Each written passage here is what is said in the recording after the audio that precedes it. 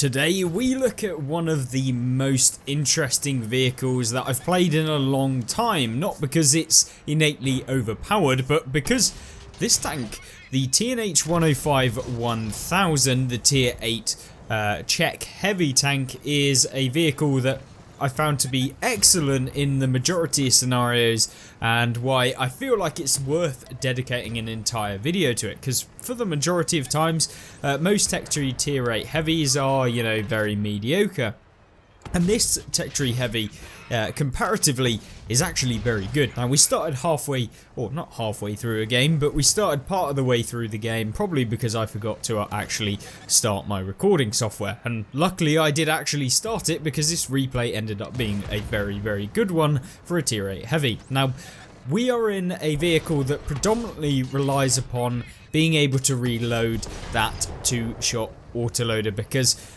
it is a very long reload. For 2 shots, you deal 360 damage per shell, so you got a total of 720 damage you can deal with this autoloader, which may seem like a lot, but when you're reloading for 17 seconds or 18 seconds, and you're only dealing 720, and then if you bounce or if you've loaded AP and you aren't able to swap to your APCR during the times when you need it, if you're coming up against tier 10s for example, then you can end up doing 0 damage, and then you have to wait a full 18.8 seconds to fully reload again and then have the opportunity to deal damage. And that is really what limits this tank from being able to have like insane results, is that the damage per minute just sucks, to be honest. I mean, effectively as well, like because of the such a long time between your kind of opportunities to fire, then you end up with this scenario where you can only deal damage in a minority amount of time, and you don't always, considering you're a heavy tank, have opportunity to move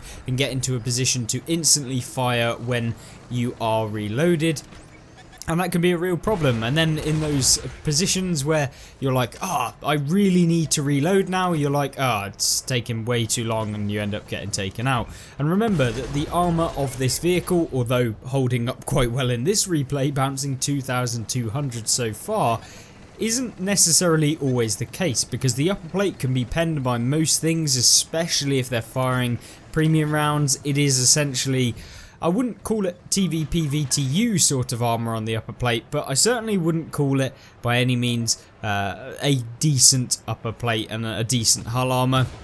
You have a big lower plate, as with pretty much all of the British tanks. You have that similar sort of lower plate, and that is followed through with this Czech heavy. Remember that, you know, you're going to get penned most of the time if you get hit in that in the hull, and you can see there we got hit in the hull, and what happened? We got an engine damage, and you'll be seeing this a lot if you do decide to play this tank, and it can be infuriating. You can get set on fire quite easily, and I've been set on fire multiple times when playing in this, which is annoying, but it is what it is. Sometimes you just have to deal with it, and unfortunately that is how our game kind of started going downhill. We get penned once. Now we're in a position where we need to push towards these opponents, and yet again the annoyingness of having a 2-shot autoloader where we're not able to actually get any damage on that guy, even though if we were playing a traditional heavy we would have been able to at least hit him. Remember as well, this tank is also more difficult to play because of the fact that you only have 360 damage per shell, which means trading with other heavy tanks, if you aren't able to secure both shots, can be difficult, and you're probably not going to find it too fun either. But you know, if you have these sort of games where you're able to at least push forward and be on the aggressive front of the game, then you are able to still pick up a lot of damage, and you're able to have decent assistance as well if you make sure to track your opponents at the same time as penning them, and allows you to get 4,919 damage, 4 kills, 2,128 base experience in probably one of the best games that I've had in any of the Czech tanks, bar maybe the TVP T5051, and during the operation where we earn a ton of silver during the silver with interest, we picked up 1.1 million silver as well for playing a tech tree vehicle. totally balanced and perfect. Mastery badge, of course, steel wool and high caliber to follow suit.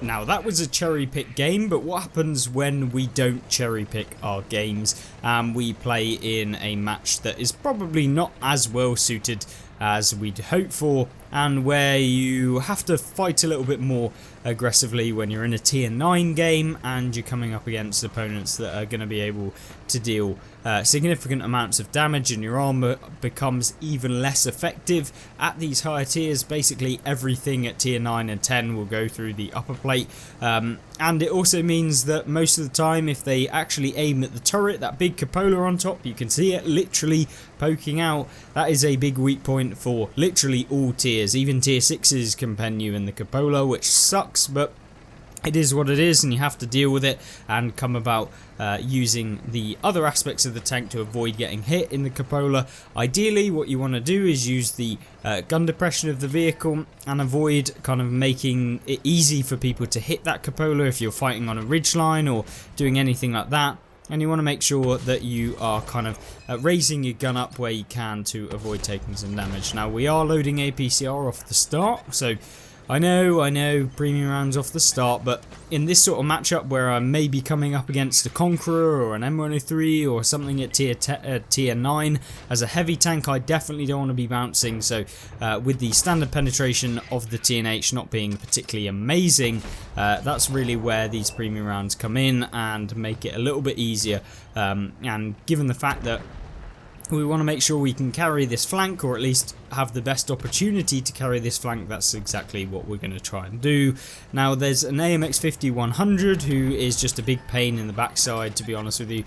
He's got down into the dip using the speed that vehicle has over our vehicle, and it's really hard for us to kind of dig him out. Now we pull right the way back behind the hill to avoid this Progetto 54 coming towards us. I'm going to showcase you a really good spot that you can use in your own games. Of course, the T-54A1 on the enemy team actually manages to hit me by swinging his turret and auto-aiming. I mean, the fact that it didn't pen, I guess, is a bonus, but the fact that that even hits is annoying. But either way, 1300 damage so far, and we haven't lost any hit points, so that's the way we'd like to keep it. I go for the lower plate on the Progetto, unfortunately doesn't manage to pen, and then of course we managed to get hit by both. If I wasn't being greedy, I could have probably avoided both of those shells, which is a bit annoying, since I should have just pulled right the way back as soon as we missed the first shell, and we probably wouldn't have taken either. Of course, this is sort of stuff you can learn, but now we use this position that I always like to do. What you can do is you can bash yourself up against the rock, or you can keep yourself really close to this rock to be able to get shells onto people where that Progetto is, or if they're side scraping on the corner. Now, one position that if maybe you cannot push up to where we did just then, and you're limited even more by gun depression, then what you can do is, in a second we'll showcase how you can prop yourself up against the rock like we're doing here, and you can avoid taking any damage from the left hand side, and you can also get easy shells into the Progetto. You can see we kind of raise ourselves up against the rocks there and the rubble to give us the angle down onto the Progetto and come away with a win. Now, I was tempted to go down with the tank destroyer here, but I'm also a little bit scared of all of the vehicles that are sat up there with the Dragon, the Centurion, and all of those who are going to be making their way forward. Unfortunately for us, I'm kind of take the reload because I'm thinking I should probably reload at this point. We've got YOLO wagons literally coming over. I mean, the Dragon genuinely had some form of something going wrong in his brain, but he decides to YOLO. Either way, we put one into the J Panther, and then the intricate kind of lets us down there to not able to put the second one in. If we were playing a Skoda T50 or maybe the TVP T50-51, we probably would have been able to get 2 shots into the J Panther. Unfortunately, the intricate reload of this isn't quite as good. It's still very good, but yeah, it's by no means a Skoda, so don't go thinking that that is going to be the case. Now we land one into the Barracuda, who subsequently bounces, but that has 3 shells of 320 or 360 alpha, and it doesn't take long before the enemy team decide that they're going to YOLO off down the hill, and there's people all around, and the T-54 auto-aiming decides to pen us as well. So yeah, unfortunate, but it is what it is. I have no idea how my tank ended up the opposite way round as we were facing the T-54. I guess someone crashed into us maybe, but either way we end up losing the game. But that is what happens in the matchups where maybe everything doesn't go your way. It's always good to cherry pick games here, there and everywhere, but if they're not realistic as to what you'd expect, then it's not particularly very helpful for you guys understanding how you can play these tanks and the sort of negatives and things that you have to be aware of when seeing these vehicles. But hopefully you did enjoy this one. Don't forget that tomorrow we are going to have the brand new vehicle that is going to be released, the FV4003, the Centurion with the derp gun, and we're going to do a full review for you guys, so stay tuned for that. It's going to be awesome. I'm really looking forward to it. Of course, the new season Valiant is also coming out, so big up to Wargaming for introducing the content. I mean, that very rarely comes out of my mouth, trust me. But yeah, I'm really looking forward to this next new season. I think it'll be cool.